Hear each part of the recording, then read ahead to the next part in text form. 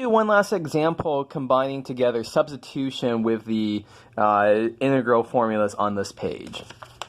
So here's the integral I want us to do. And so this looks something like a square root of 1 minus x squared.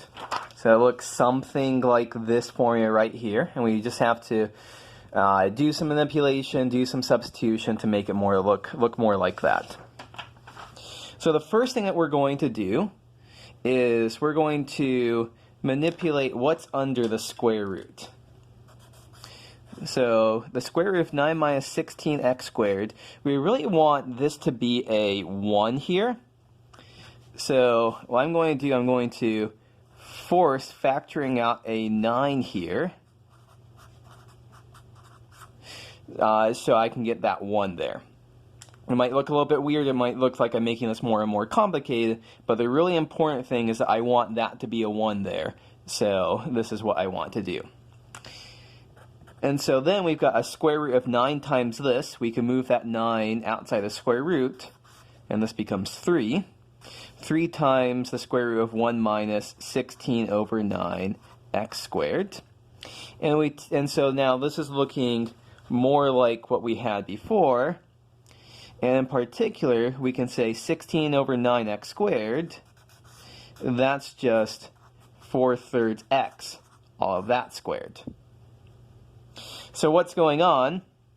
And this is very suggestive that we should call this u right here. And this is the substitution we should do. U is equal to 4/3 x, du is equal to 4/3 dx, etc. So what do we end up with after making these changes?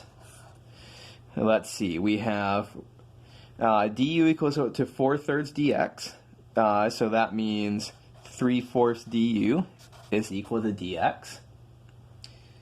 So dx becomes 3/4 du.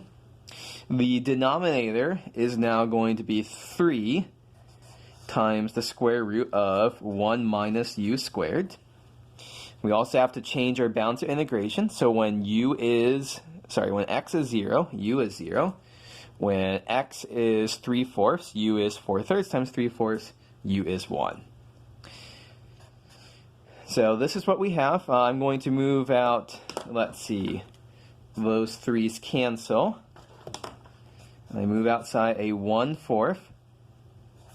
And I go from 0 to 1 du over square root of 1 minus u squared. And we can see this exactly matches our formula here.